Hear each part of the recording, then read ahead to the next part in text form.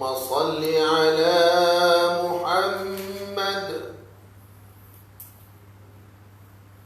يا رب يا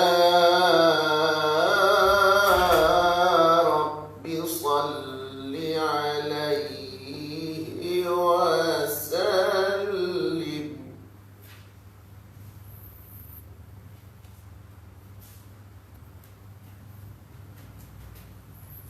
دار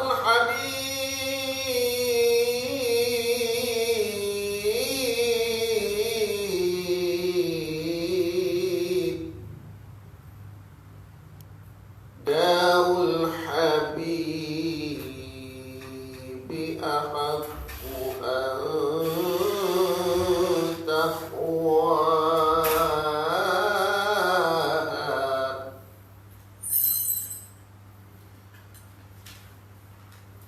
وتحن من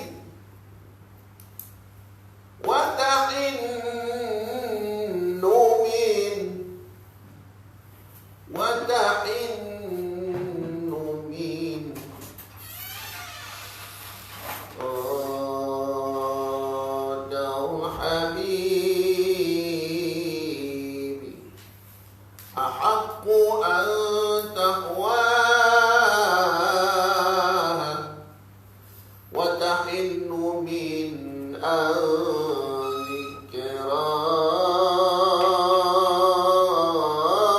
ذكراها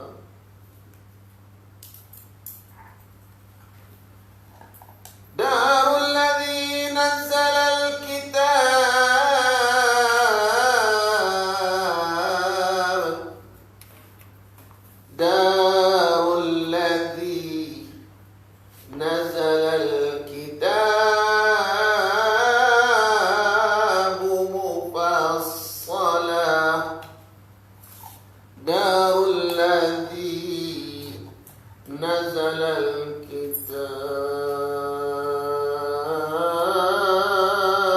الكتاب مفصلا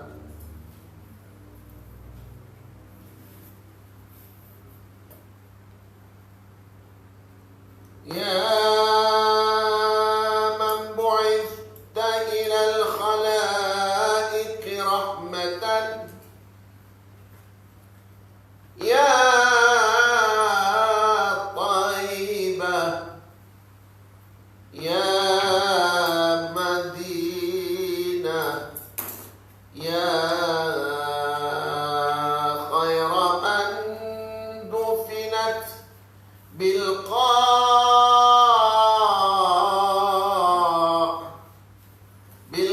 بالقاع أعظمه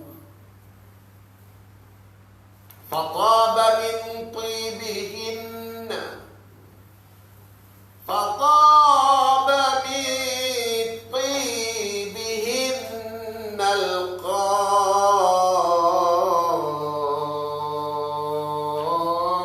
القاء والأكم نفسي فداء نفسي فداء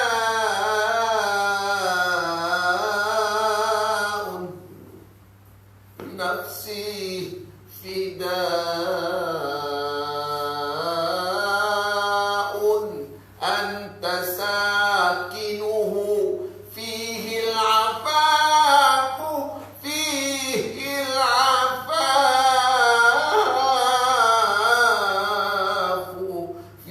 العفاف وفيه الجود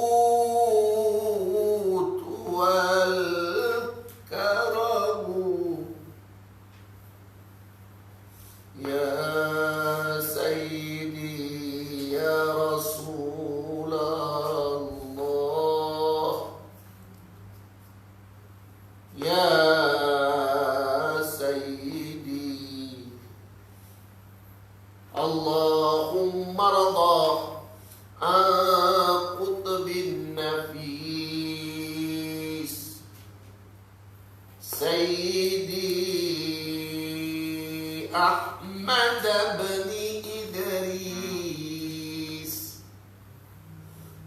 قدس الله سره اللهم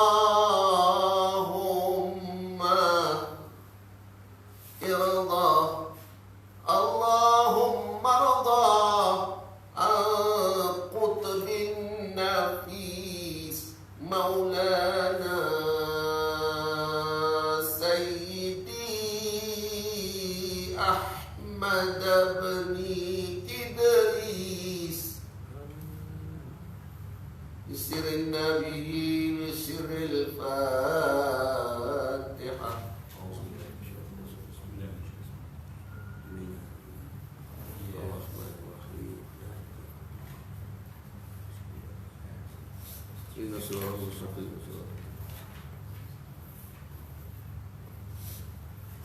أحييكم بتحية الإسلام فسلام الله عليكم ورحمته وبركاته. بسم الله خير الأسماء بسم الله رب الأرض والسماء بسم الله الذي لا يضر مع اسمه داء. اللهم لك الحمد حمدا كثيرا دائما مثل ما حمدت به نفسك وأضعاف ما تستوجبه من جميع خلقك حمدا خالدا مع خلودك حمدا لا منتهى له دون علمك. اللهم صل وسلم على حبيبنا المصطفى ورسولنا المجتبى الذي أرسلته على كافة الورى وعلى آله وصحبه وسلم تسليما كثيرا.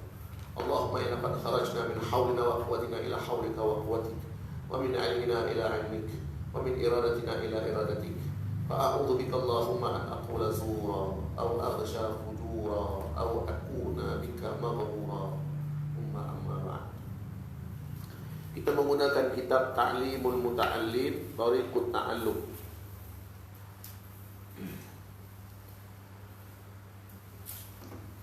Yang diberi nama Kitab Perintah Penuntut bagi Syekhul Allamah Burhanuddin Az-Zarnuji radhiyallahu anhu wa ardhah. Diterjemahkan oleh Fadilatul Syekh Muhammad Syafi'i Al-Fatani radhiyallahu anhu wa ardhah. Ghafarallahu lahum wa liwalidayhim wa limasyaikhihim wa lilmu'minina wal mu'minat al-ahya'i minhum wal amwat amin ya rabbal alamin. Terakhir kita dah sampai ke halaman yang ke 38. Baris 3 daripada bawah. Baris 3 dari bawah. Dan demikian senyum sayuji.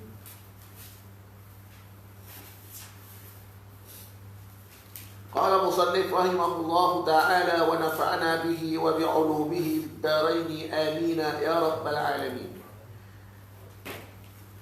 Dan demikianlah sayugia bagi penuntut-penuntut ilmu bahawa isytighal menyibukkan diri dan ghalib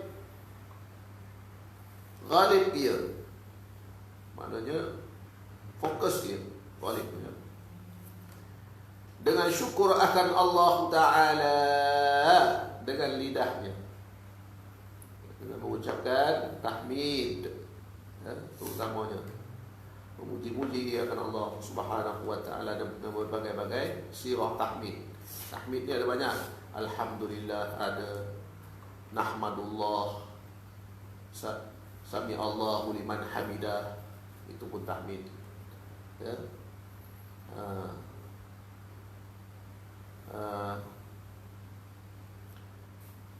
Allahumma lakal hamdu pun tahmid.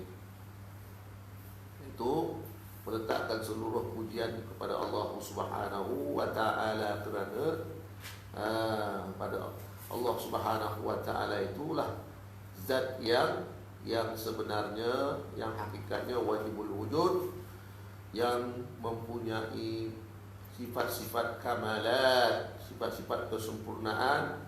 Maka mengetahui kita akan sifat-sifat sempurnanya Allah itu, maka tak boleh tidaklah kita memujinya akan kemuliaan-kemuliaan yang dimiliki.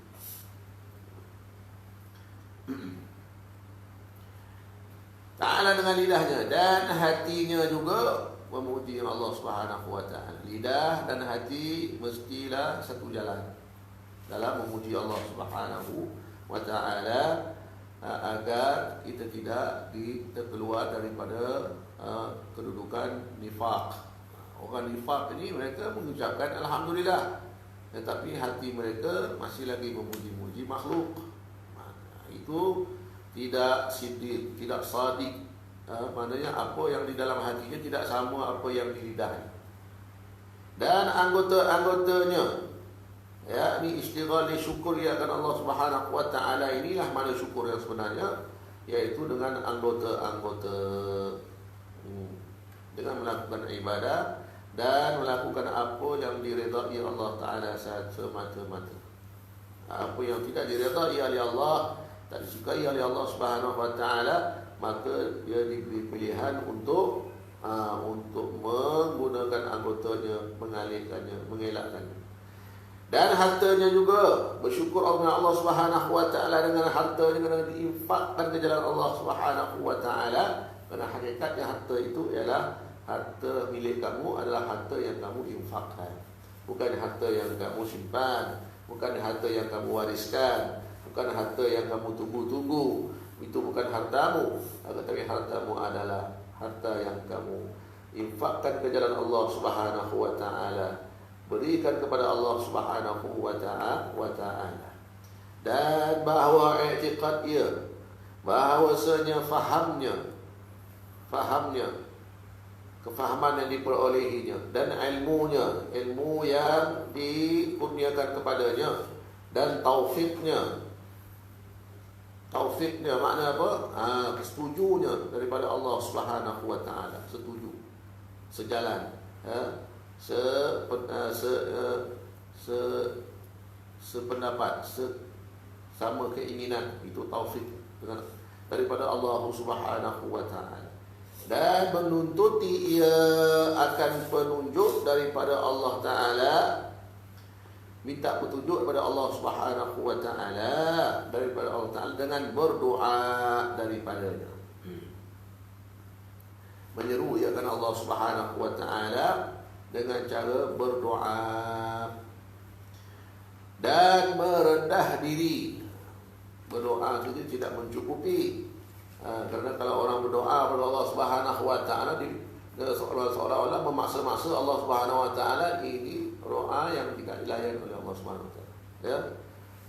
Akan tapi berdoa dengan Allah Subhanahu wa taala itu dengan merayu-rayu. Jadi kita merayu-rayu untuk dapatkan sesuatu yang tak mungkin kita dapat.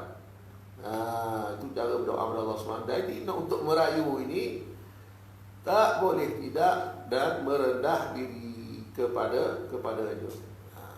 Tak mungkin orang yang merayu-rayu itu orang yang meninggikan dirinya. Pasti dia merendahkan dirinya. Kerana bahawasanya Allah Subhanahu wa taala itu memberi petunjuk, memberi anugerah, memberi petunjuk, mentajalikan petunjuk, mentaufikkan petunjuk, menganugerahkan petunjuk akan mereka yang menuntuti. Ini usaha dan ikhtiar mereka yang menuntuti petunjuk daripadanya. Adakah kita memilih untuk minta petunjuk daripada Allah, ataupun kita milih untuk meminta petunjuk daripada diri kita sendiri? Ramai orang hari ini mereka memilih untuk meminta petunjuk pada diri sendiri, ikut gerak hati sendiri. Jadi yang sebaik-baiknya ialah minta petunjuk daripada Allah Subhanahu wa taala, agar Allah Subhanahu wa taala kurniakan taufik kepada kerana ilmu untuk mendapatkan fahamnya, dapat ilmunya, dapat taufiknya tadi. Karena bahawasanya ahlul haq, yaitu ahli sunnah wal jamaah. Nama lain bagi ahli sunnah wal jamaah, mereka juga dikenali sebagai ahlul haq di sisi para ulama. Ahli, orang-orang yang memperjuangkan kebenaran.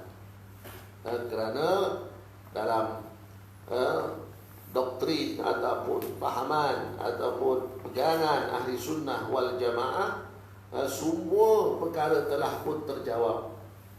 Semua permasalahan akidah, permasalahan nubuwah, ilahiyah, sam'iyah, siasah, iktisadiyah, jenayah, fiqh, semua telah pun terjawab. Kita hari ini belajar bukan tak payah kaji lagi dah. Kita tinggal hari ini kita mengulang ingat lagi. Ulama-ulama Ahlussunnah wal Jamaah sudah pun mengkaji terlebih dahulu dan mensabitkannya perkara-perkara tersebut.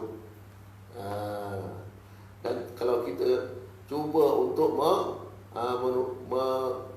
membantah ataupun mentajrih apa-apa yang telah mereka putuskan, itu kita golongan yang terlambat sekali, kerana perkara-perkara itu telah sabit menjadi pegangan i'tiqad ahli sunnah wal jamaah, semuanya berdasarkan dalil yang dicedok daripada perbendaharaan Al-Quran dan Sunnah, ijma' ulama dan qiyas yang nyata. Ini semua adalah hujah-hujah kita dalam mendepani pahaman-pahaman yang hari ini Masya Allah tabarakallah banyak sekali yang telah merosakkan i'tiqad dan juga pahaman masyarakat.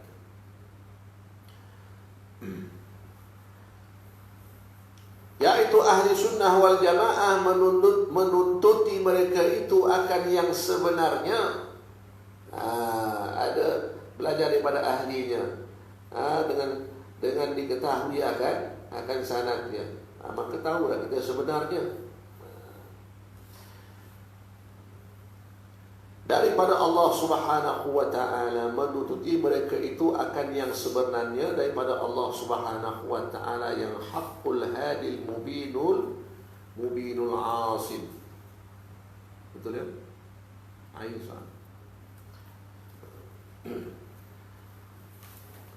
Karena i'tiqad al-sunnah wal jamaah itu i'tiqad yang diredai oleh Allah Subhanahu wa ta'ala.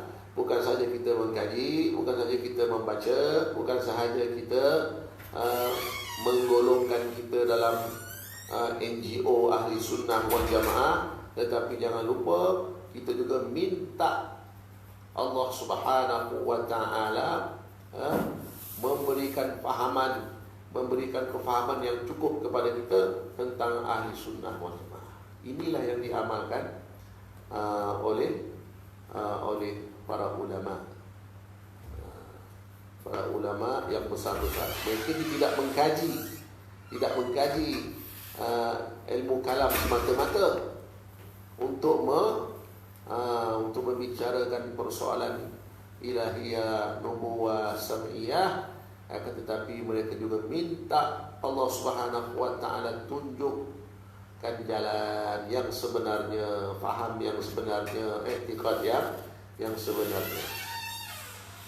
Sebab itulah Imam Syafi'i radhiyallahu ta'ala anhu meringkaskan i'tiqad dan akidah pegangannya itu dengan doa sahaja. Dengan doa sahaja. Amantu billah wa bima jaa min indillah ala wafqi muradillah.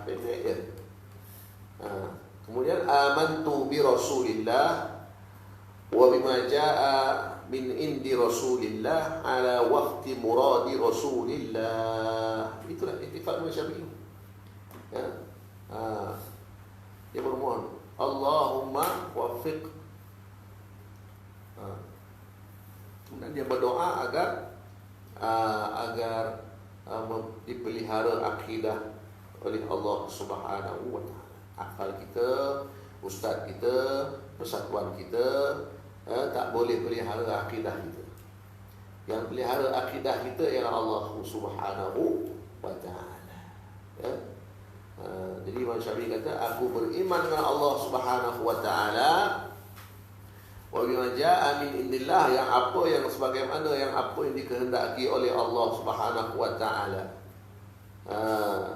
Apa yang datang daripada Allah Subhanahu wa ta'ala aku beriman, sebagaimana yang dikehendaki oleh Allah.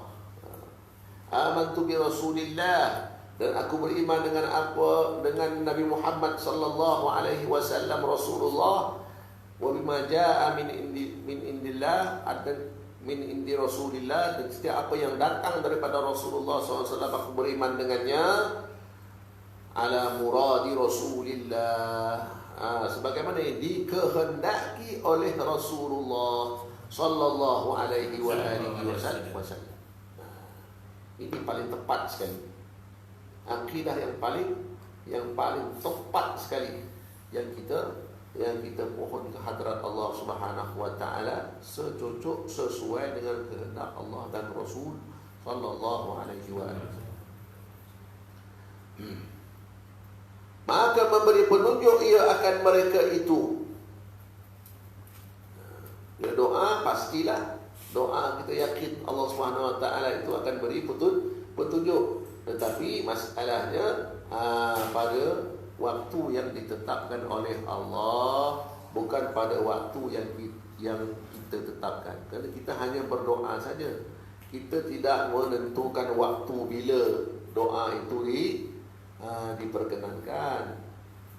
Hanya Allah yang menetapkan bila waktu itu dizahirkan, perkenankan.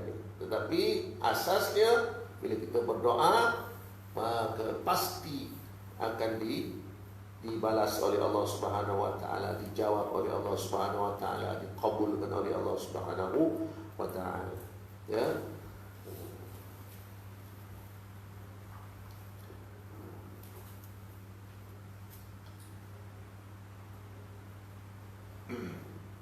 Dan memelihara ia akan mereka itu, dipelihara akan mereka itu, Allah Subhanahu wa taala memelihara orang-orang yang dikurniakan i'tiqad ahli sunnah wal jamaah. Ya. Bila kita minta betul-betul ahli sunnah wal jamaah daripada Allah Subhanahu wa taala, maka Allah Subhanahu wa taala akan tunjukkan siapa ustaz, siapa guru dia yang akan memberikan penjelasan lebih lanjut, bermula daripada permintaan kepada Allah Subhanahu wa taala. Tak percaya, cubalah, ya. Tu. Contohnya kita hari ini kita nak pandai bahasa Arab, minta dengan Allah Subhanahu wa taala. Nanti kita hafal kamus lah, hafal matan lah, hafal itu, hafal ini, ya. Tulis itu, tulis ini, pergi sana, pergi sini. Rupa kita selama ni tak minta dengan Allah SWT, maka tidak akan terjadi. Mintalah kita nak menguasai ilmu agama ni, tak boleh tidak, kita kena menguasai bahasa Arab. Tak boleh tidak. Jadi kita minta dengan Allah Subhanahu wa taala, ya Allah, ya Tuhanku, Kau kurniakanlah aku dapat menguasai bahasa Arab. Khusus, secara khusus, solat hajat, sujud, itulah doa. Minta. Allah suka doa-doa yang khusus, doa-doa yang terperinci. Jangan doa yang umum. Doa yang umum kita baca dekat lepas solat, dengan solat berjamaah tu, itu doa umum. Tapi bila kita sendirian bangun malam, ya, kita doalah secara khusus kerana Allah, secara terperinci apa dia, bentuk macam mana yang kamu mahukan, pasti akan diperkenankan oleh Allah. Kita nak tahu sekarang ni sirah Nabi SAW, semua dah belajar dah. Cuma sirah Nabi SAW je kita tak belajar lagi. Minta dengan Allah Subhanahu wa taala, ya Allah, ya Tuhanku, Kau kurniakanlah kepadaku dapat mengetahui sejarah hidup, sejarah lengkap hidup kekasihmu Nabi Muhammad sallallahu alaihi wasallam. Tak lama lagi bulan Rabiul Awal, bulan Maulid Nabi sallallahu alaihi wasallam. Kita mulakanlah dengan doa ni supaya sebelum bulan Maulid Nabi SAW kita dah dikurniakan oleh Allah Subhanahu wa taala sirah lengkap kehidupan Nabi Muhammad sallallahu alaihi wasallam. Usaha doa, ya. Doa, kekuatan doa itu ada pada kita. Hakikatnya kita belajar kita belajar dari Allah, ya, dengan Allah. Araftu Rabbi bi Rabbi, aku mengenal Tuhanku dengan Tuhanku lah. Mengenal Allah dengan Allah. Mengenal Allah dengan Allah, karena Allah yang kenal Allah. Bukan mengenal Allah dengan Ustaz Hasan, ya, 10 tahun pun takkan kenal Allah. Ustaznya hanya sebab saja, bagi rangsangan, bagi tunjuk jalan baik, bagi majlis, ya, bagi qudwah, itu saja. Sebenarnya untuk kita kenal Allah, araftu, orang sufi itu kenal Allah dengan Allah. Araftu Rabbi bi Rabbi. Bukan araftu Rabbi, aku kenal Allah dengan nafsuku. Aku kenal Allah dengan si fulan. Aku kenal Allah dengan buku kitab itu, kitab ini. Tidak, ya. Kenal Allah dengan Allah. Itulah sebaik-baik kenal. Itulah sempurna kenal. Barulah pada ketika itu kita bercinta, berkasih sayang, ya, dengan Allah Subhanahu wa ta'ala, bermanja-manja. Baik. Dan ahlul dhalalah,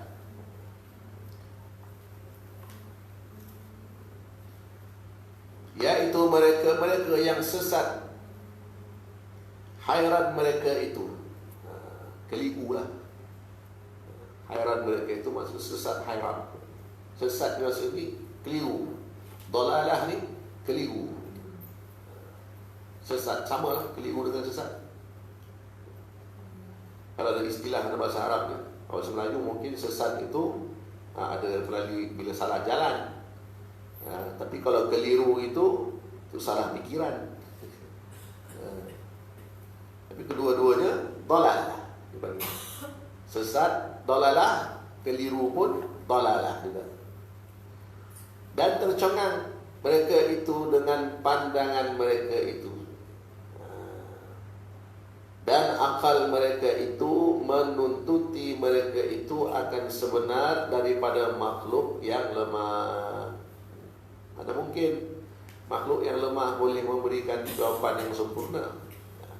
Dan iaitu akal, kerana itu akal, itu makhluk lemah itu dibangsakan kepada akal lah. Akal kan makhluk, banyak kelemahannya. Karena bahawasanya akal itu tiada mendapat ia akan sekalian perkara-perkara, bukan semua benda yang dia tahu.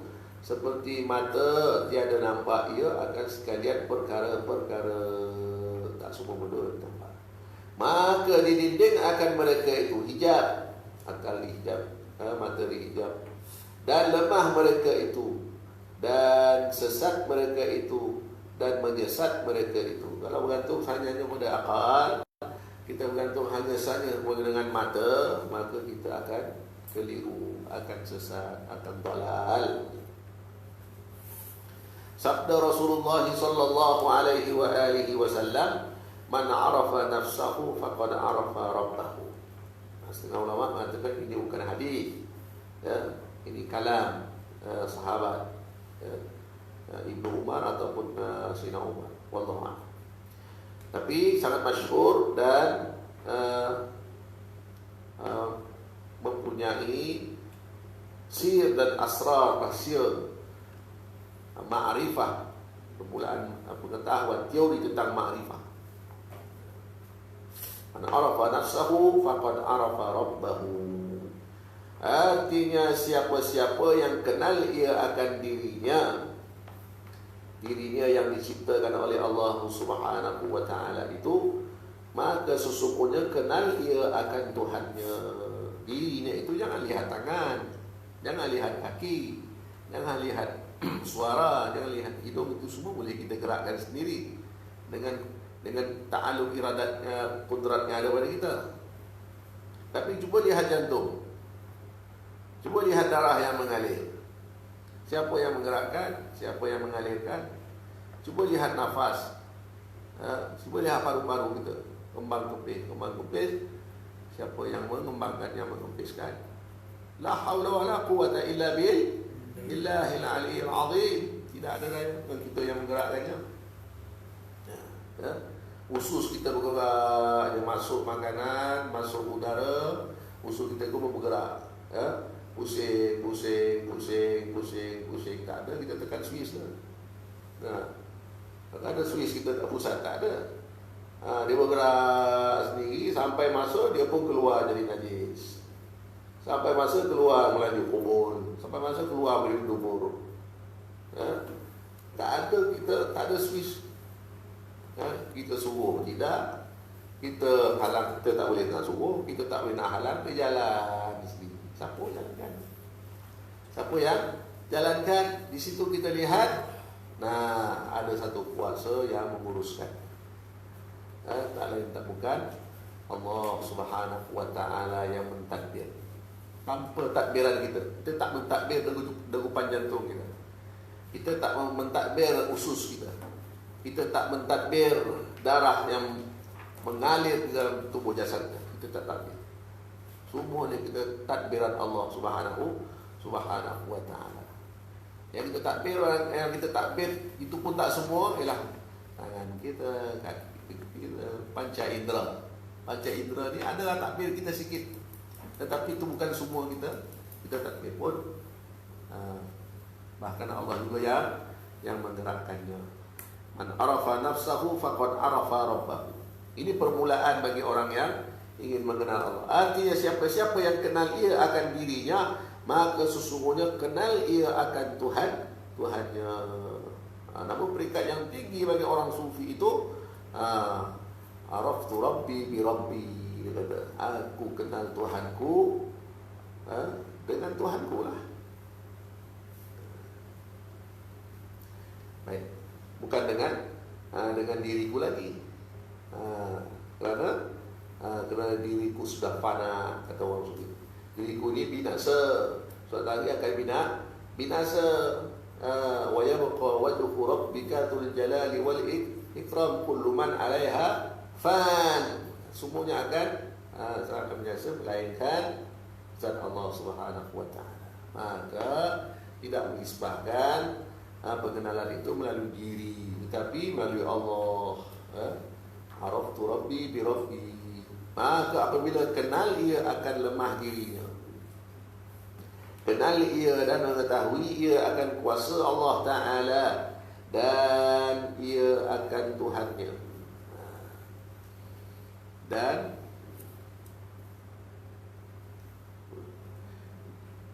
tiada berpegang ia atas dirinya. Tidak berpegang ia atas dirinya. Maksudnya apa? Tidak iktimad akan kekuatan iradat dirinya sendiri, tidak. Sebaliknya, bertawakul kepada Allah Subhanahu wa ta'ala akan urusan mengenal Allah Subhanahu wa ta'ala. Tidak berpegang ia akan atas dirinya dan akalnya, bahkan tawakul ia atas Allah Ta'ala, menyerahkan urusan itu kepada Allah Subhanahu wa ta'ala, dan menuntut ia daripadanya akan sebenarnya. Jadi benda ini bukannya melalui teori saja. Adapun mesti ditentukan untuk mencapainya, tak boleh tidak dengan praktikal, dengan mujahadah, dengan tariqah, dengan mulazamah, melazimi orang ahlillah, orang-orang sufi, dan juga riyadah, berpenat-penatlah dalam ibadah, berlapar-lapar dan sebagainya. Diperolehi secara praktikal itu baru berhasil. Itu tahalli, tahalli diisi, maka barulah berhasilnya secara tajalli. Akan ma'rifah itu pada Allah Subhanahu wa ta'ala.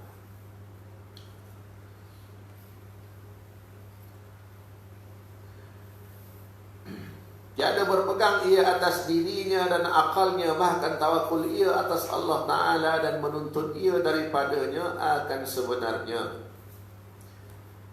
Dan siapa-siapa yang bertawakal ia atas Allah Subhanahu wa taala, maka iaitu memadai akan dia. Cukup. Apa nak lagi? Kalau dah tawakal tu cukup memadai. Dan memberi petunjuk ia akan dia kepada jalan yang betul. Jadi nak mencapai tahap tawakal ini tauhid. Tawakal ini adalah tauhid.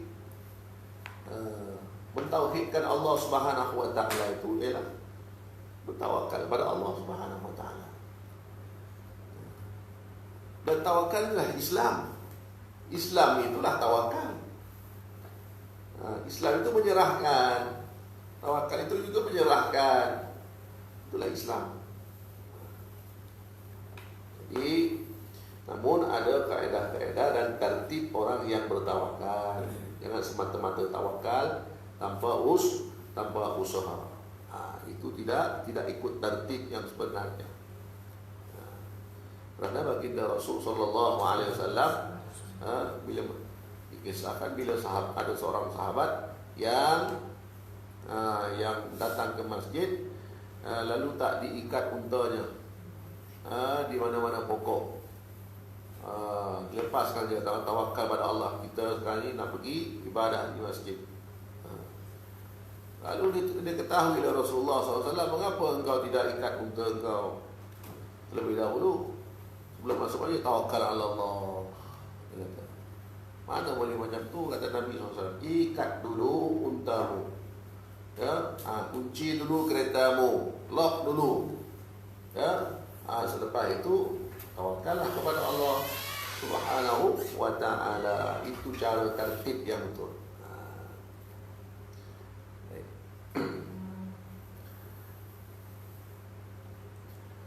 Jadi kalau dah lock, dah kunci apa semua hilang juga tu, itu Allah lah yang ambil. Kan? Sebab kita dah tawakal pada dia. Kan? Dialah yang ambil hakikatnya.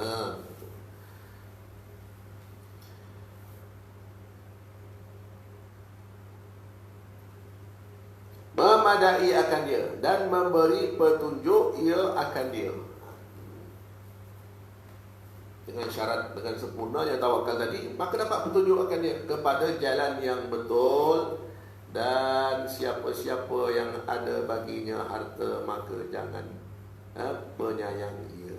Jangan sayang sangat dengan harta yang dianugerahkan oleh Allah Subhanahu wa ta'ala. Laburkanlah ke jalan Allah Subhanahu wa ta'ala dengan ikhlas mata-mata untuk Allah suka. Jadi ini tawakal, tauhid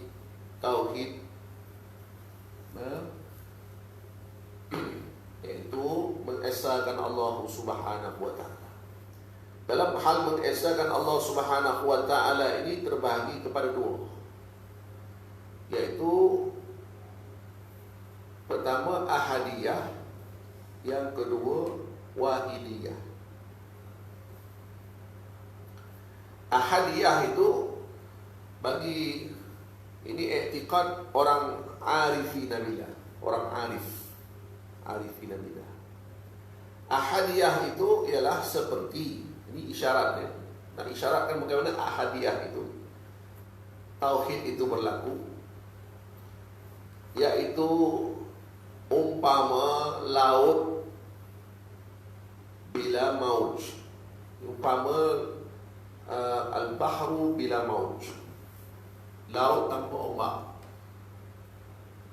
Laut tanpa ombak, kerana ombak itu pun laut juga.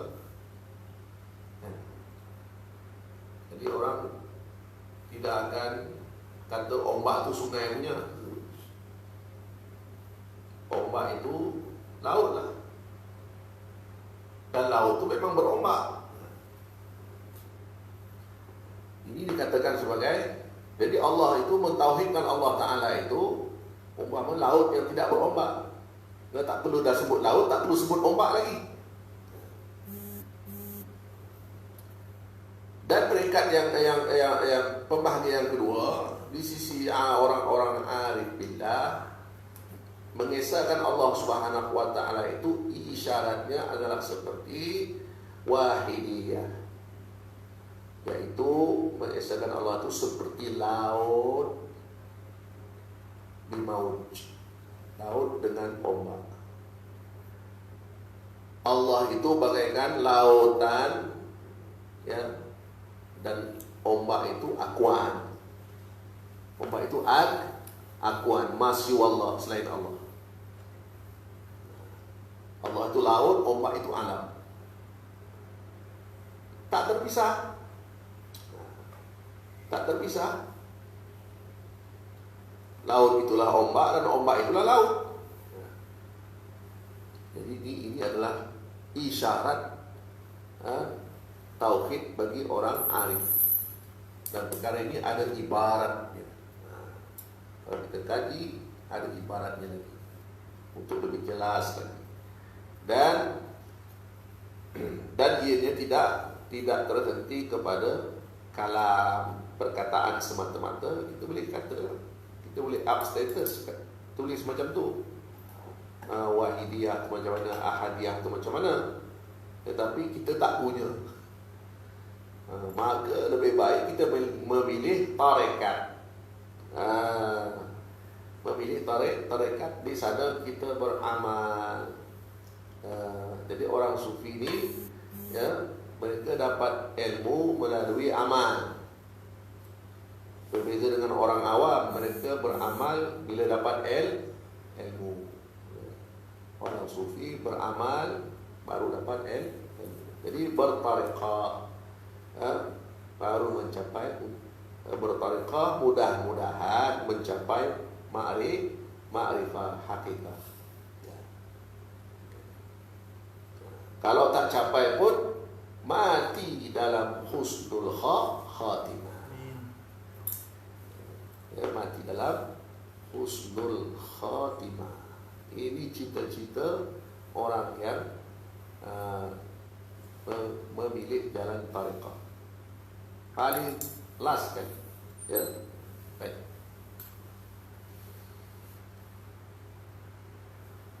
Maka tidak adalah baginya kasih dia akan yang lainnya, termasuklah harta bendanya. Kerana kasihnya, hartanya itu akan dijadikan, akan dimanipulasi untuk buat Allah suka. Dan sayung ia bahawa berlindung ia dengan Allah Ta'ala. Ini tips-tips, ya. Ini diajarkan oleh Syekh Burhanuddin Az-Zarnuji bagi penuntut-penuntut ilmu untuk mendapatkan ilmu dengan jalan munajat, jalan taqarrub pada Allah Subhanahu wa taala, jalan meminta-minta dengan Allah. Dan saya dia bahawa berlindung ia dengan Allah Ta'ala daripada apa tu? Penyayang. Penyayang akan harta. Sabda Nabi sallallahu alaihi wasallam, ayyu da'in adwa'u minal bukhli. Artinya, di manakah lagi penyakit yang terlebih bersangatan daripada penyayang akan harta? Maknanya apa? Maknanya penyakit apa yang lebih terlebih teruk sekali selain dari bakhil? Itu seteruk-teruk penyakit coronavirus, teruk lagi penyakit bakhil. Itu sebenarnya bila kita telitikan hadis Nabi sallallahu alaihi wasallam.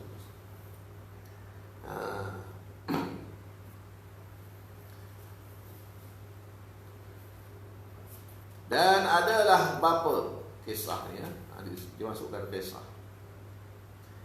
Dan adalah bapa Asy-Syekhul Imamul Ajal Syamsul Ummah Al-Jalwani Al-Halwani.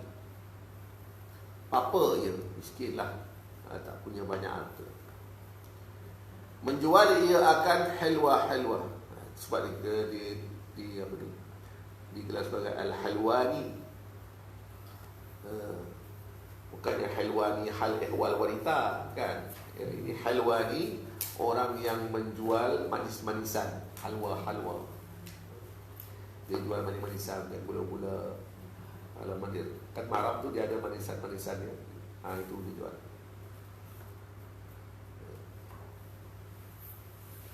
Kerja dia sebagai pekerjaan dia, untuk ikhtiar dia untuk dikurniakan rezeki oleh Allah Subhanahu Wa Taala. Menjual ia akan halwa dan memberi ia akan fuqaha. Diberi, dia jual untuk orang yang membelilah. Tetapi pada masa yang sama dia memberi percuma kepada para ulama, para guru, para faqih, orang-orang yang dikurniakan ilmu, faham tentang agama oleh Allah Subhanahu Wa Taala. Memberi ia akan fuqaha daripada halwa, dan berkata ia, berdoalah oleh kamu bagi anakku. Rupanya dia bagi itu ada tujuan dia. Tak apalah, tujuan dia pun baik, supaya didoakan anaknya. Maka dengan barakat kemurahannya, berkat kemurahan dia, berkat dia memberi tadi itu, dan i'tiqadnya, yang diberikan itu pula kepada orang alim. Orang alim sudah tentulah mereka menggunakan pemberian itu ke jalan untuk menyebarkan ilmu, dakwah, ta'lim dan sebagainya. Baik. Dan i'tiqadnya, berkat pada i'tiqadnya, bukan sekadar dia hanya tahu siapa nama Tuhan Allah, dah habis tu je. Tak cukup. Tahu dia pula apa dalilnya. Allah tu ada dia. Apa dalilnya? Entah. Jadi tak cukup lagi. Maknanya tak barakah lagi lah. Barakah tu ziyadah, iaitu bertambah. I'tiqad itu bertambah kualiti dia.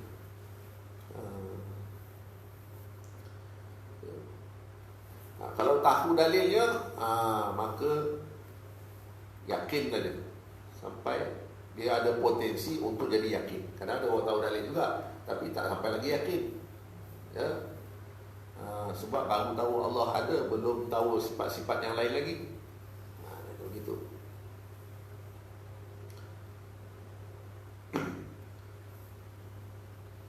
Kalau bagi orang sufi, mereka itu lebih tinggi lagi. Mereka tak perlukan dalil lagi untuk kenal Allah Subhanahu Wa Taala, kerana hati mereka telah pun syuhud. Yakni tidak lagi hati itu, mata hati mereka tidak berpaling pada yang lain lagi, kerana syuhud akan Allah, melihat dia akan Allah yang terlebih indah. Dan berkat kasih sayangnya, pada anaknya.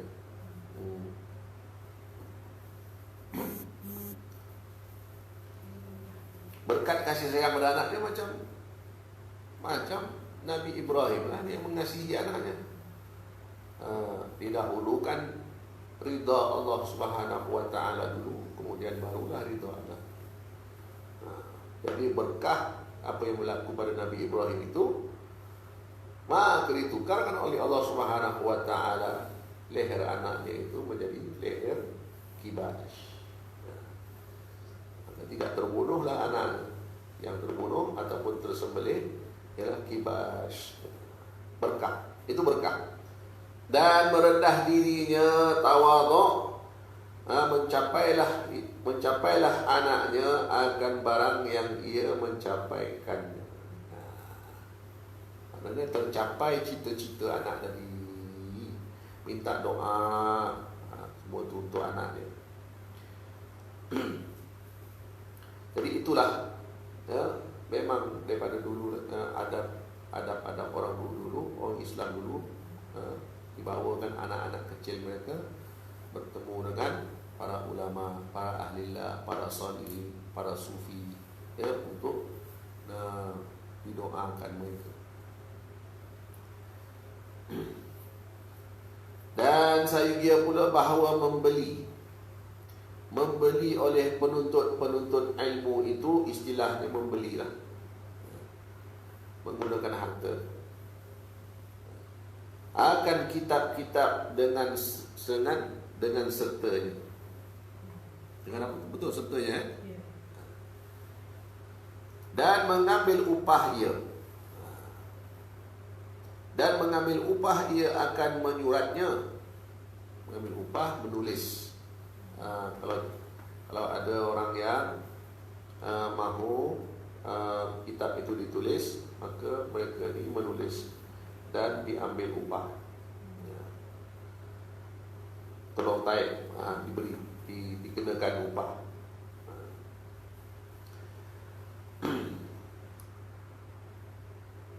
Sebab itulah kalau kita lihat untuk guru kita tulis kitab, ya. Jadi harga yang ditetapkan pada kitab itu, inilah dia. Upah dia menulis, dia telah tulis, taik. Jadi itu disebutkan, dia tak sebutlah sebagai upah menulis kitab, ini harga kitab. Jadi kita orang yang faham, yang maknanya dia tahulah ini bukan harga kitab, ini adalah upah musannif yang menulis tadi. Jadi kerana apa? Kerana kita memikirkan mereka ini menggunakan alat, menggunakan tenaga, meruangkan masa, ya, mengorbankan banyak hal untuk menyiapkan satu kitab.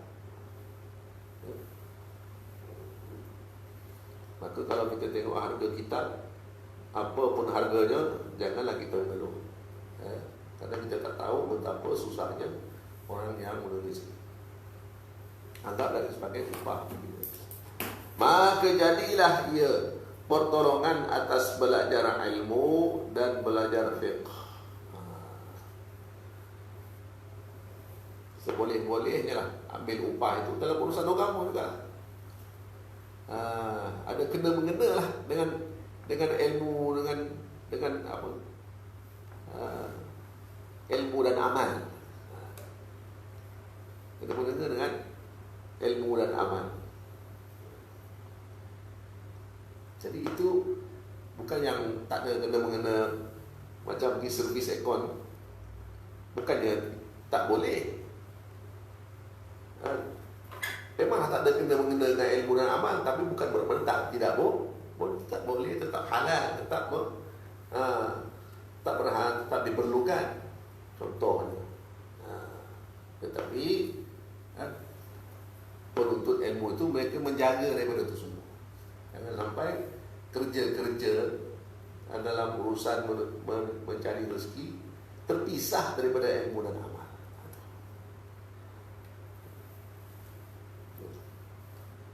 Ini nasihat ini banyak kali disebutkan oleh guru saya. Sampai saya pun nak berniaga pun fikir 10 kali. Nak buat servis pun fikir 10 kali. Akhirnya istikharah, tubuh jugalah syarikat. Tubuh syarikat, apa dia punya pengkhususan syarikat ini, iaitu membekal peralatan ibadah. Peralatan membekal semua jenis peralatan ibadah. Jadi ada hubungan dengan amal tak? Ada hubungan dengan ilmu? Ada. Alhamdulillah. Di samping menganjurkan syarikat ini bukan saja membekal, tapi menganjurkan pula majlis agama, program agama. Jadilah Darul Hasani Management. Tapi yang pertama itu tak pernah terjadi lagi. Tak ada membekalkan mana-mana lagi. Tak ada. Yang jadinya yang kedua, itu menganjurkan majlis-majlis. Itu yang banyak kali jadi. Itulah yang dikehendaki oleh Allah SWT. Akhirnya saya buat keputusan, ini syarikat memanglah tidak boleh bermotifkan keuntungan. Cukuplah keuntungan di akhirat. Tak boleh bermotifkan keuntungan dunia. Macam-macam strategi dirancang, semuanya tidak menjadi untuk mendapatkan keuntungan dunia. Tetapi kalau buat program-program akhirat, senang saja lulus, senang saja berjalan. Ada saja yang membantu, ada saja dana, ada saja, selesai. 10 kali maulid, 5 kali haul, majlis zikir dan sebagainya, Masya Allah, dimudahkan. Tapi nak meniaga satu tasbih kita jual, susah. Tak ada yang beli. Tak boleh. Padahal menjual tasbih itu pun mengajak juga orang kepada amal. Melihat tasbih saja ingatkan orang kepada Allah. Tapi nak jual tasbih satu pun tak lepas. Tak payah. Allah dah cuba, Allah Ta'ala tak mau. Baik.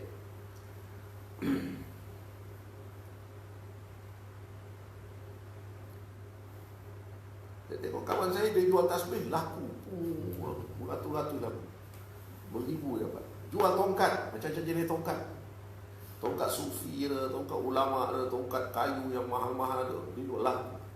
Tapi sampai saya iklan satu pun tak laku. Itulah senario syarikat saya di Darul Hasani Management. Rupa-rupanya ini syarikat bukan untuk niaga dunia, untuk niaga akhirat. Allah. Doa-doa. Tuan ya.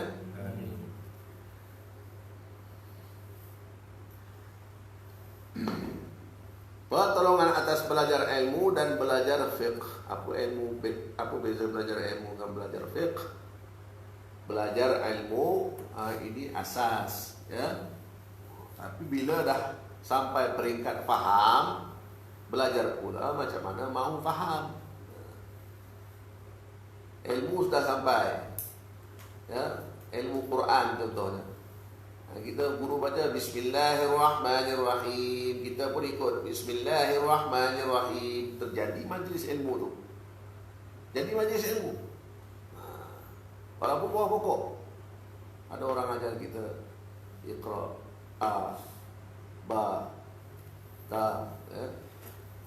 Terjadi majlis ilmu. Tetapi bila sampai peringkat guru huraikan alif itu begini, fiqh. Ini bukan ilmu lagi, ini fiqh. Faham dah. Lepas tu huruf ba pula dihuraikan oleh guru. Ada seorang di Timur Tengah, ada seorang ulama, saya tak ingat nama dia.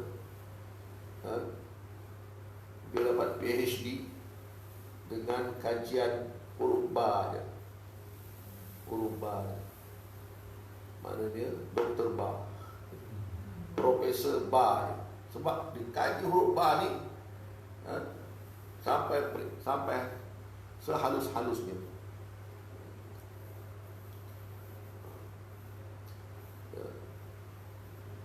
Saya pun ada baca dalam tafsir Al-Jilani, tafsir surah Al-Fatihah, tafsir yang dinisbah kepada Syekh Abdul Qadir Al-Jilani. Dia pun ada bahaskan tentang huruf ba. Dalam banyak-banyak huruf daripada alif sampai ya ni, huruf yang paling istimewa sekali adalah huruf ba. Kenapa? Kenapa? Adalah dia punya rahsia-rahsia dibongkarkan dalam tafsir Al-Jilani. Antara yang boleh saya sebut ialah huruf ba adalah huruf yang satu-satunya huruf yang ada satu titik di bawah sekali. Ini menunjukkan betapa tawaduknya huruf ini. Dahlah dia terbaring, di atas lantai, titiknya pula satu di bawah sekali. Ya, ada dua, boleh lagi. Ada kawan. Tapi dia satu titik di bawah. Dahlah dia di bawah. Ada pula titik pula di bawah.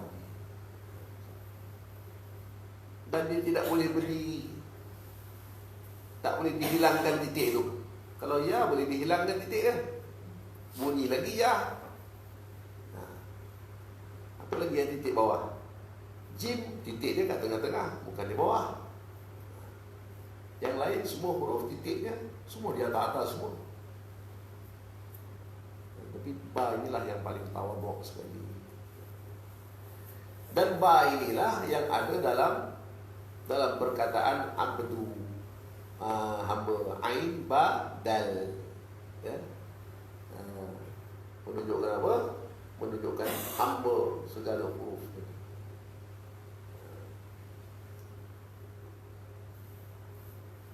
Sebab itulah, ya, orang Arab ni tak boleh sebut pa. Tak boleh sebut pa, pa alif pa tak boleh. Kalau kita ajar dia pa, dia sebut ba juga. Pa, ba. Memang lidah dia tu. Tak boleh sebut pa. Kalau Sabah, hujung ba. Sabah, ba. Baik. Jadi itu faham. Bukan saja boleh kenal huruf, ini huruf ba, tapi bila dah tahu rahsia dia, itu dah faham. Fiqh. Dia panggil. Al-fiqhu lughat al-fahmu. Fiqh itu dari segi bahasa ialah faham. Dan sesungguhnya adalah bagi Muhammad bin Al-Hasan hartanya yang banyak, hingga adalah baginya, ini nama seorang tokoh lah, Muhammad Al-Hasan ya, Muhammad bin Al-Hasan. Hartanya yang banyak hingga adalah baginya 300 wakil pada bicarakan hartanya. 300 orang yang membicarakan harta. Ni seorang ni harta nombor 1. Harta nombor 2 orang lain tak kita. Kerana orang nombor 1 tak boleh ceritakan semua tentang harta dia. Ya. Harta yang di sana nombor 1 cerita, dia tahu semua. Harta yang di sini nombor 2 cerita, dia tahu semua. Harta yang kat sana nombor 3 yang cerita, dia tahu. Bayangkanlah ada 300 orang wakil. Berapa banyak tu, berapa lunggup harta dia tu. Nak cerita betapa banyaknya. Maka menafkah ia akan hartanya sekaliannya, dikumpul-kumpul, akhirnya dinafkahkannya hartanya pada ilmu. Lakukan untuk keilmuan,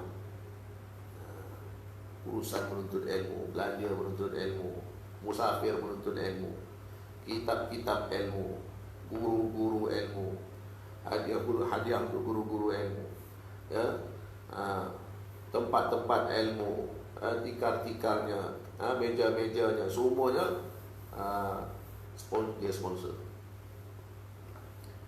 Semua sekali hartanya itu.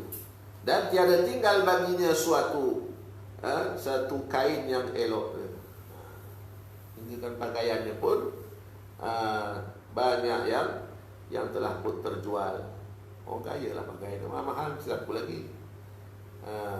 Macam saya dia pakai sekali je pakai, jual laku lah. Pakai murahnya, jumpa RM50, tak pun nak beli kan, dalam second hand. Betul. Tapi orang kaya pakai mahal. Memang itu budaya dia. Kalau tak lengkap 1,000 satu persalinan, tak kena di hati dia. Mula daripada atas, songkoknya sampailah ke stokin dia. Sepersalinan tu cecah 1,000, baru di jalan tu lain macam jalan tu kan. Kita tak kisah, orang kaya lain selera dia. Kalau kita bersembang-sembang dengan dia, duduk dengan dia, terkadu kita kan. Tapi orang ini Muhammad bin Al-Hasani telah pun memilih ikhtiar yang betul, pilihan yang tepat, yaitu menafkahkan untuk ilmu. Sampai tak ada tinggal satu kan, melainkan kainnya, yang pakaiannya yang tak berapa elok lah. Maka lihat akan dia oleh Abu Yusuf pada suatu kain yang buruk, pakaian yang buruk. Maka menghantar ia kepadanya akan beberapa kain yang elok-elok. Dia lihat Imam Abu Yusuf pakaian lama, lalu dia pun berikan pakaian yang baru. Maka tiada menerima ia akan dia. Maka berkata ia, tak balik kan? Faham. Imam Abu Yusuf perasan Muhammad Al-Hasani telah pun memakai pakaian yang lama. Jadi diberikan pakaian-pakaian yang baru kepada Muhammad bin Al-Hasani. Dia tak nak dia. Apa dia kata? Bersegeralah olehmu bagi kamu dan tempoh olehmu bagi kami. Kamu dulu yang kena buat macam kami buat. Kami bertempoh tak apa, sebab kami dah habiskan semua harta kami untuk ilmu. Kamu Imam Abu Yusuf, kamu yang kena infakkan. Jangan bagi pakaian padaku. Gunakan hartamu untuk infak kepada urusan ilmu. Imam Yusuf kita dah cerita sebelum ni kan, mana klip tu. Baik.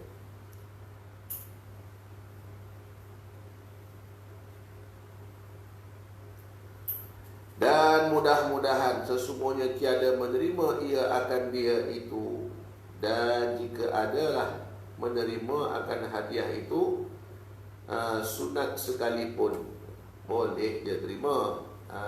Menerima hadiah itu sunat, tetapi dia tidak menerimanya kerana pandang ia bahawasanya pada demikian itu menghinakan dirinya.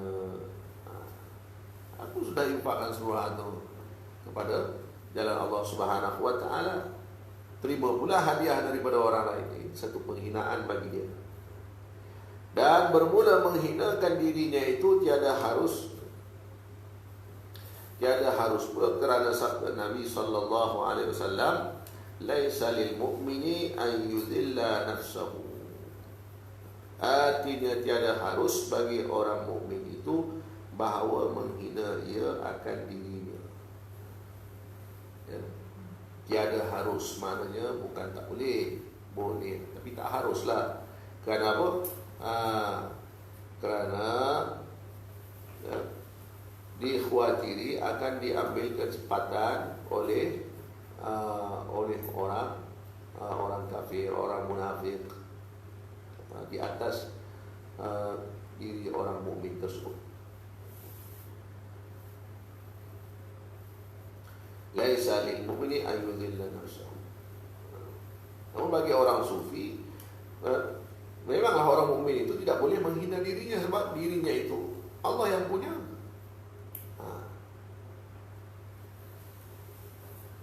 Kepunyaan Allah, milik Allah, ya, indahnya Allah terletak pada dirinya. Kenal Allah belum terletak juga pada dirinya. Jadi kalau dirinya hina, ya, maka berlawanan pula dengan hadis man arafa nafsahu faqad arafa rabbahu. Macam nak kenal macam mana? Kadang orang benda-benda yang hina ni orang tidak jadikan sebagai tempat untuk mengenal. Sebaliknya benda-benda yang kitab, contohnya lah kitab yang buruk yang tulisannya pun tak boleh kita faham, kita pun tak tahu apa isi dia.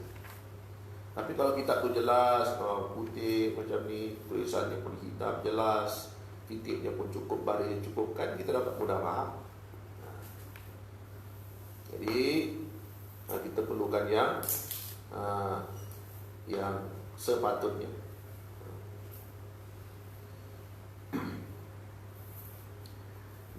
dihikayatkan. Okay.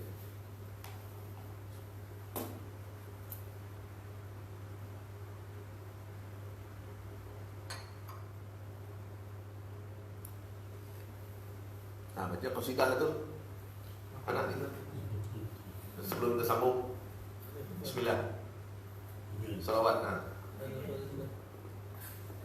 Pendek saja. Ingat. Yang mana ingatlah. Mana ingat?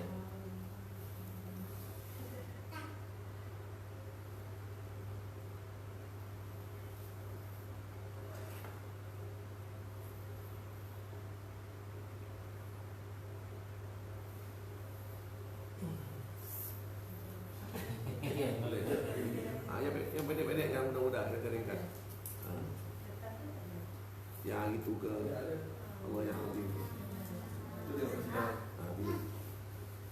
Bacalah dalam 2-3 minit.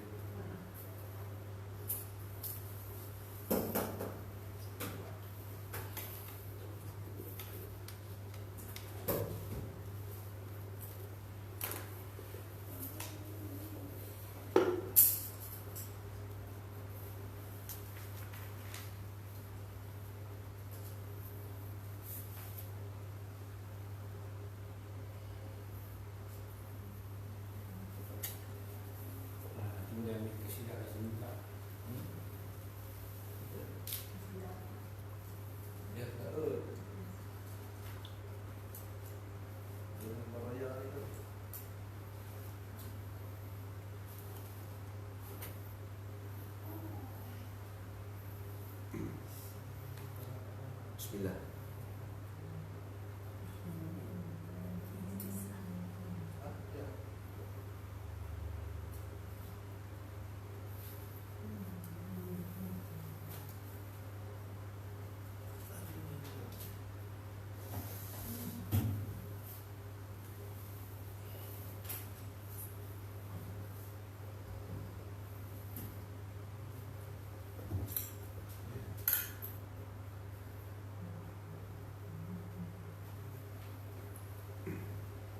Boleh, jumpa.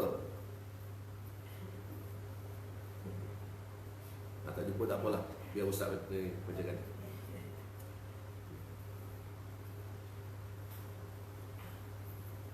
Kita kasih dah. Kita memang kita kasih dah hijau.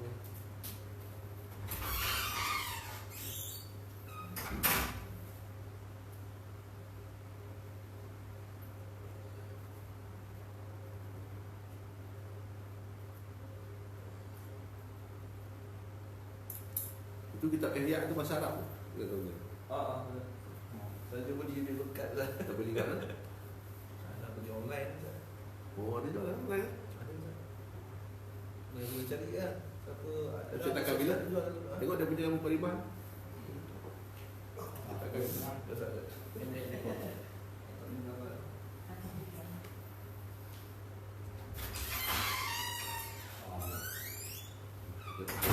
Tekan tahun bila? Tempat cantik.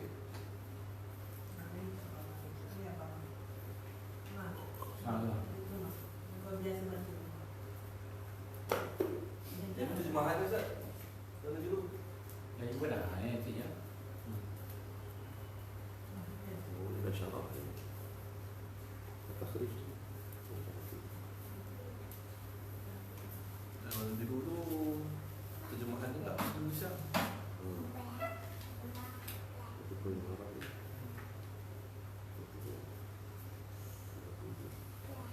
Baik.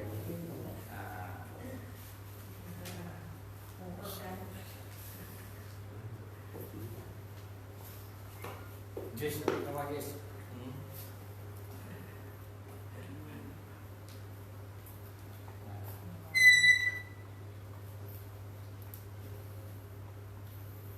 اللهم صل وسلم وبارك وسلم عليه Allahumma sallam alaihi.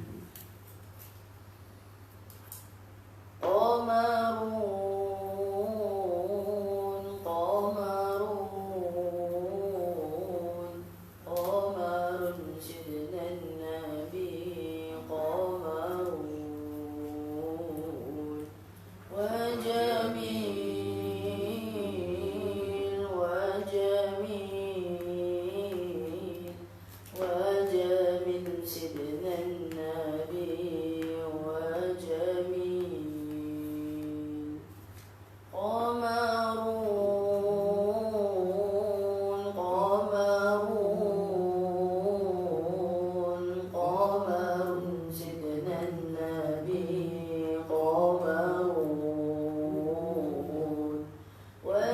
وجميل وجميل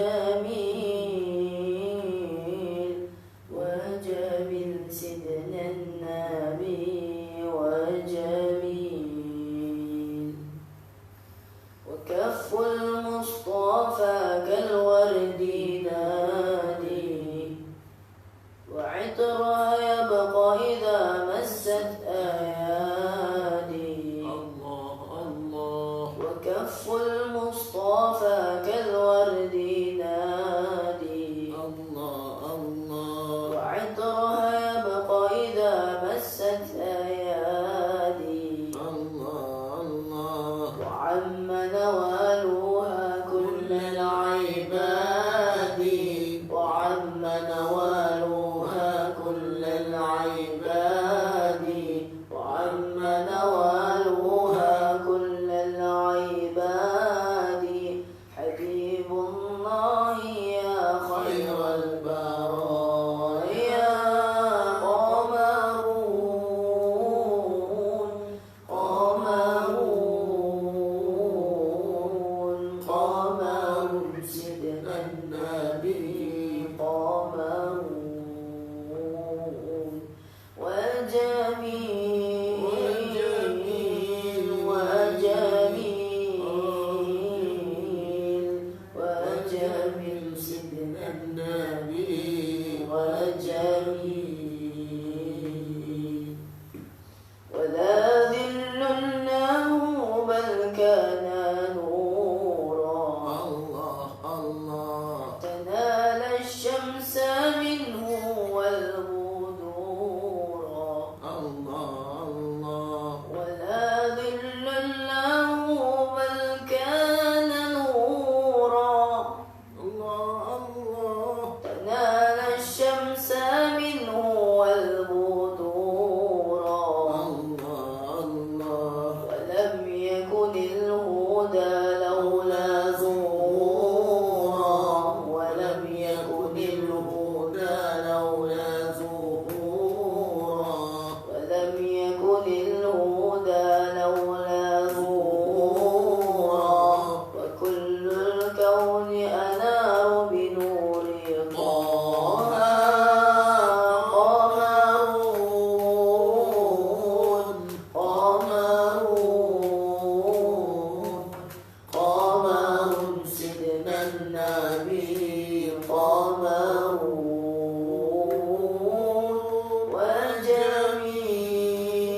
وجميل وجميل وجميل سيدنا النبي وجميل اللهم صل وسلم وبارك عليه وعلى آله اللهم صل عليه متعنا الله بصوتك يا منعم بارك الله فيك فتح الله عليك.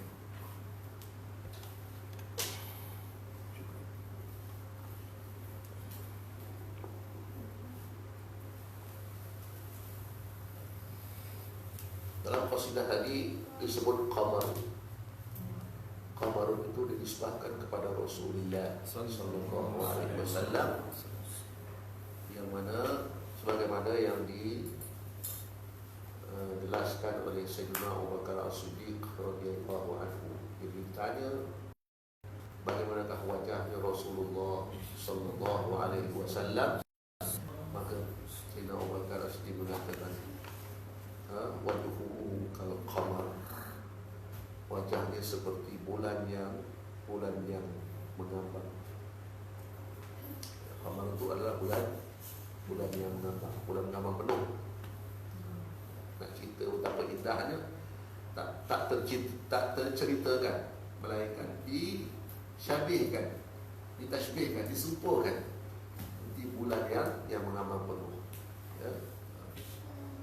Dia orang yang melihat bulan yang mengambang penuh itu, ya, mereka tidak akan mencerca ataupun menghina ataupun mengkomplain, melainkan semuanya memuji. Wah, cantiknya bulan ini. Wah, cantiknya.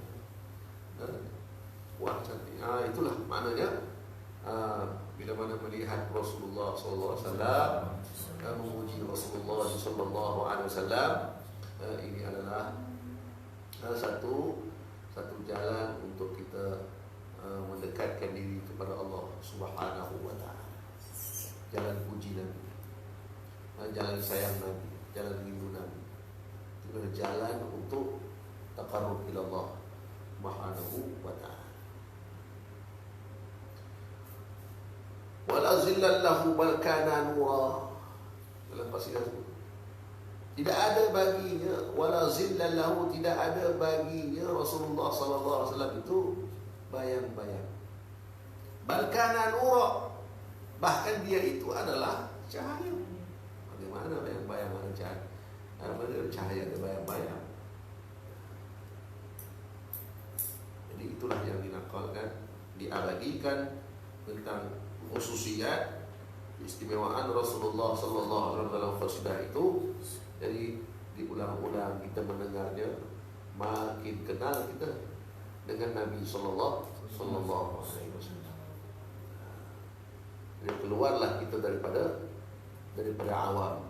Orang awam kenal Nabi sebagaimana Nabi, sebagaimana diceritakan kepada mereka, anaknya siapa, dakwahnya bagaimana, akhlaknya bagaimana. Tapi orang sufi mereka mengenali dengan lebih jauh lagi, lebih halus lagi, seperti yang dinakalkan dalam qasidah itu.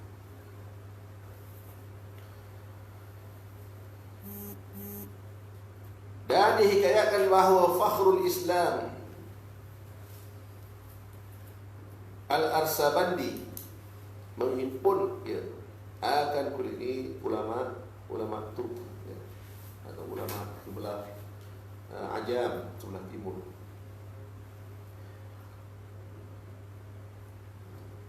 Menghimpun ia akan kulit-kulit timun yang dilontarkan dia pada suatu tempat yang sunyi daripada orang-orang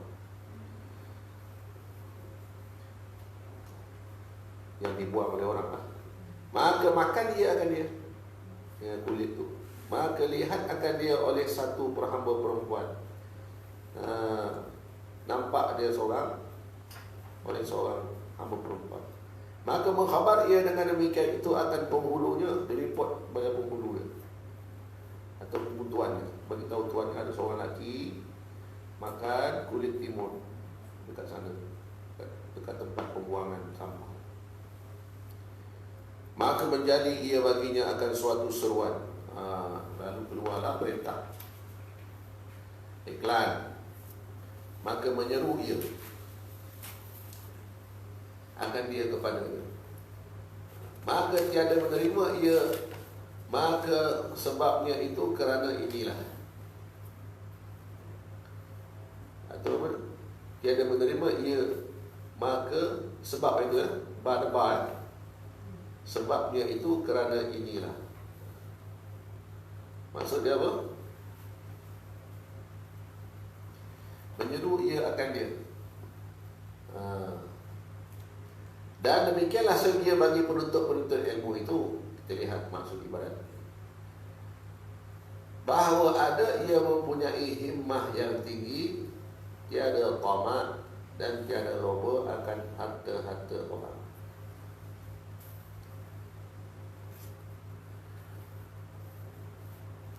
Maka dipanggil Samarhandi tadi, apa nama dia tadi? Asir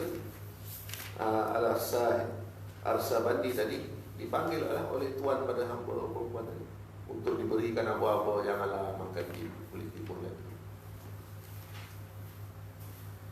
Nah, ambil makanan yang sepatutnya kau makan. Tetapi dia tidak terima tanah, saya tanah.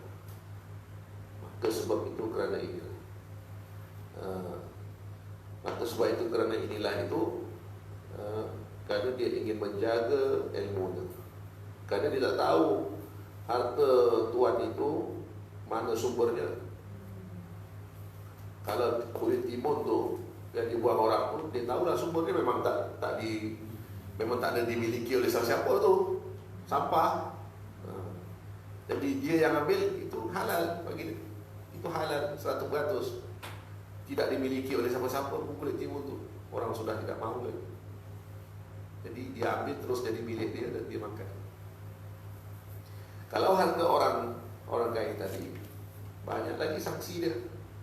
Demi menjaga ilmu dia dan amal dia menolak pemberian orang itu. Kerana tak tahu harta itu syubhat ke, haram ke, apa ke, riba ke dan sebagainya. Demikianlah.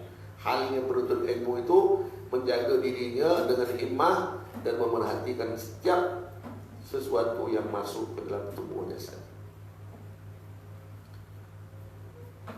Dan tiada tamak dan tiada loba akan harta-harta orang. Pandang sajalah, ya. Pandang harta orang, pandang dan doakan mereka. Yang mendoakan mereka tu, ya Allah, jadikanlah harta-harta mereka itu dilaburkan ke jalan-Mu. Itu doa. Di mana kita lihat orang kaya banyak harta. Bersabda alaihi salatu wassalam, qala Rasulullah sallallahu alaihi wasallam, iyyaka wat tama' fa innahu faqrun hadir. Artinya jauh olehmu akan diri kamu itu daripada bersifat dengan tamak. Kerana bahawasanya tamak akan harta daripada orang lain. Maka kerana bahawasanya apa yang hadir, tamak itu adalah apa yang sebenarnya. Bila kamu dah mula tamak, maka apa sudah mendatangi kamu sebenarnya. Kepapaan sudah mendatangi kamu, sudah hadir dalam hidupmu. Bila kamu ada sifat tamak, orang tamak selalu rugi, itu betul lah ya. Dan sayudia bahawa tiada penyayang ia dengan barang yang di sisinya daripada hartanya, bahkan menafkah ia atas dirinya dan atas yang lainnya. Kalau kita jadi ahli ilmu, maka kita nafkahkan pada diri kita. Itu lebih baik daripada kita menafkah ke tempat yang lain. Jadi kita kena berumur-umur lebih-lebih lagi apa yang ilmu yang kita bawa ini adalah warisan para ulama, ahlillah, sufiyah, al-sunnah wal jamaah. Kalau Wahabi, mereka pun punya nafkah juga, ya. Menafkah pada guru-guru mereka, membina bangunan yang besar-besar, indah-indah. Syiah pun begitu, bukan sekadar membina bangunan tempat mengajar, bina masjid lagi, ubah emas dan sebagainya. Mereka sanggup menafkahnya. Untuk agama dan fahaman mereka, kenapa tidak kita? Inilah perbandingan. Sedangkan kita mengetahui kebenaran jalan kita, kenapa kita tidak? Sabda Nabi sallallahu alaihi wa alihi wasallam, "An-nasu kulluhum fil faqri makhafatul faqr." Artinya bermula manusia-manusia itu sekaliannya pada kepapaan. Kerana takut mereka itu akan papa. Takut papa itu pun apa-apa lah. Kata Nabi sallallahu alaihi wasallam. Orang yang papa itu ialah orang takut papa. Orang yang miskin itu ialah orang yang takut miskin. Itulah orang yang miskin. Mudah saja. Kalau kita teliti, betul-betul kaji, renung, betul-betul apa sabda dengan Nabi SAW, ya tak, ya juga. Dan adalah mereka itu pada zaman dahulu kala belajar mereka itu akan kepandaian, kemudian belajar mereka itu akan ilmu, supaya tiada tamak mereka itu pada harta-harta manusia. Kepandaiannya apa dia? Adab. Orang yang bijak, orang yang ada akal itu adalah orang yang beradab. Orang bijak itu orang beradab.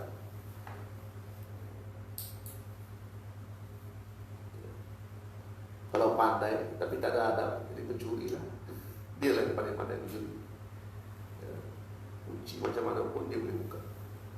Dia pandai, tapi adab tak ada. Jadi pencuri nombor satu. Jadi kepada adab, mereka itu akan adab, belajar adab.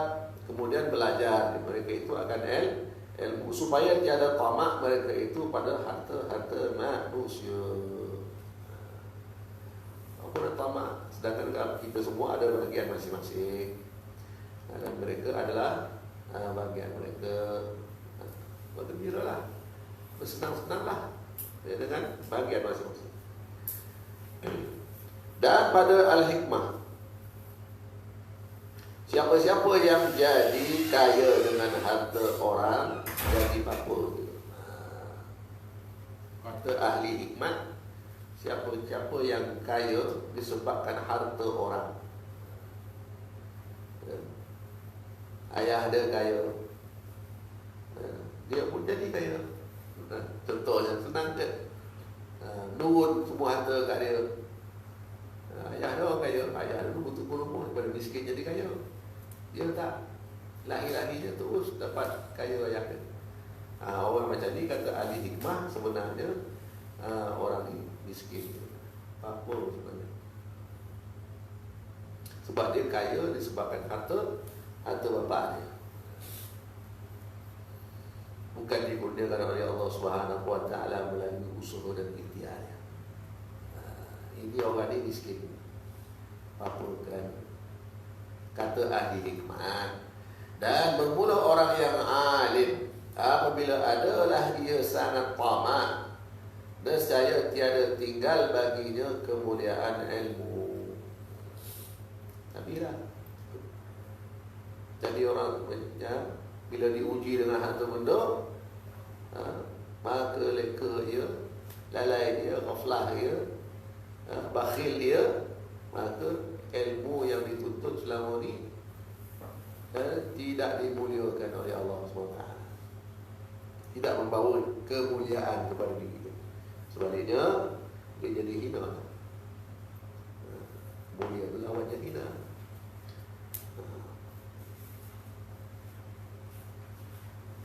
Dan tiada berkata ia dengan sebenarnya, dan perkataan dia tidak lagi membawa kebenaran.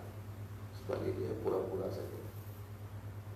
Dan kerana inilah berlindung Nabi kita sahibul syar'i, Nabi Muhammad sallallahu alaihi wasallam daripada Allah Subhanahu wa taala, dan berkata ia, aku berlindung dengan Allah daripada tamak yang hampir ia kepada kecelaan.